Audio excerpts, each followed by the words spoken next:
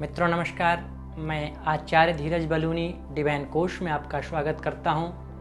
दोस्तों, पुरुषोत्तम मास है, कथा श्रवण का बहुत बड़ा महत्व है, अतः सभी लोग कथा का श्रवण करके पुण्य के भागी बने। इस कड़ी में हम आपको जानकारी देंगे भगवान विष्णु के अवतारों के संबंध में। किस किस रूप में अवतार लिए भगवान विष्णु ने। वैसे तो 24 अवतार हुए हैं, लेकिन मुख्य 10 ही अवतार हैं। स्वयं भगवान ने गीता में कहा है, यदा यदा हि धर्मस्य ग्लानिर्भवति भारत अभ्युत्थानम् अधर्मस्य तदात्मनां सृजाम्यहम् परित्राणाय साधूनां विनाशाय च दुष्कृतां धर्म संस्थापनार्थाय संभवामि युगे युगे। इसका अर्थ है, जब जब इस पृथ्वी पर धर्म की हानि होती है और अधर्म आगे बढ़ता है, तब तब मैं इस पृथ्वी पर जन्म लेता हूँ। सज्जनों साधुओं की रक्षा के लिए, दुर्जनों और पापियों के विनाश के लिए, धर्म की स्थापना के लिए मैं हर युग में जन्म लेता हूँ।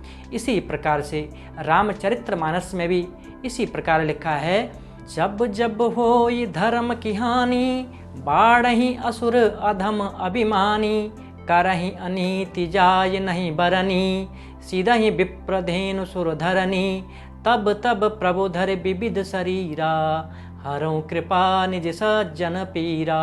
अर्थात जब जब इस पृथ्वी पर धर्म की हानि होती है और नीच अभिमानी राक्षसी शक्तियाँ बढ़ जाते हैं और वे अन्याय करते हैं, गौ देवता ब्राह्मण पृथ्वी कष्ट पाते हैं, तब तब वे कृपा निधान भांति भांति के दिव्य शरीर लेकर धारण करके अवतार लेते हैं। भगवान विष्णु के 10 मुख्य अवतार हैं, जो इस प्रकार हैं। सबसे पहला है मत्स्य अवतार, दूसरा कूर्म अवतार, तीसरा बराह अवतार, चौथा नरसिंह अवतार, पांचवां वामन अवतार, छठवां परशुराम अवतार, सातवां राम अवतार, आठवां कृष्ण अवतार, नौवां कल्कि अवतार और 10वां बुद्ध अवतार। पुराणों के अनुसार भगवान विष्णु ने सृष्टि को प्रलय से बचाने के लिए मछली का रूप में मत्स्य अवतार लिया था। इसकी कथा इस प्रकार है। एक राजा सत्यव्रत हुए। राजा सत्यव्रत एक दिन नदी में स्नान कर जलांजलि दे रहे थे। अचानक उनकी अंजलि में एक छोटी सी मछली आती है। उन्होंने देखा तो सोचा वापस सागर में डाल दूं, लेकिन उस मछली ने बोला, आप मुझे सागर में मत डालिए, अन्यथा बड़ी मछलियां मुझे खा जाएंगी। तब राजा सत्यव्रत ने मछली को अपने कमंडल में रख लिया। मछली और बड़ी हो गई तो राजा ने उसे अपने सरोवर में रख दिया।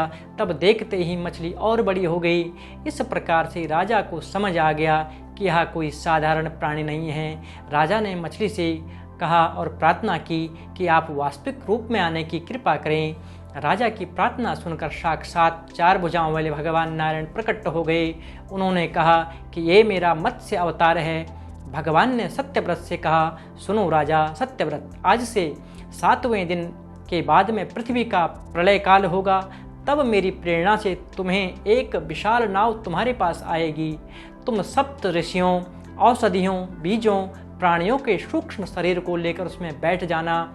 जब तुम्हारी नाव डगमगाने लगेगी, तब मैं मत्स्य के रूप में तुम्हारे पास आऊँगा। उस समय तुम वासुकी के नाग द्वारा उस नाव को मेरे सींग में बांध देना।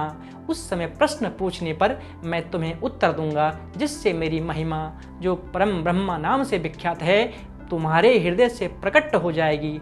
तब समय आने पर मत्स्य रूपधारी भगवान विष्णु ने राजा सत्यव्रत को तत्व ज्ञान का उपदेश दिया, जो मत्स्य पुराण के नाम से प्रसिद्ध है।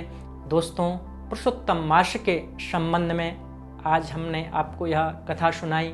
यह कथा आपको कैसे लगी, इसके लिए हमारा आपसे छोटा सा निवेदन है, कृपा करके हमारे वीडियो को लाइक करें, शेयर करें, हमारे चैनल को सब्सक्राइब करें। और पूजा पाठ, यज्ञ, हवन संबंधी, ज्योतिष संबंधी आपको कोई जानकारी चाहिए तो हमको आप हमारे नंबरों से संपर्क कर सकते हैं, वेबसाइट के माध्यम से संपर्क कर सकते हैं।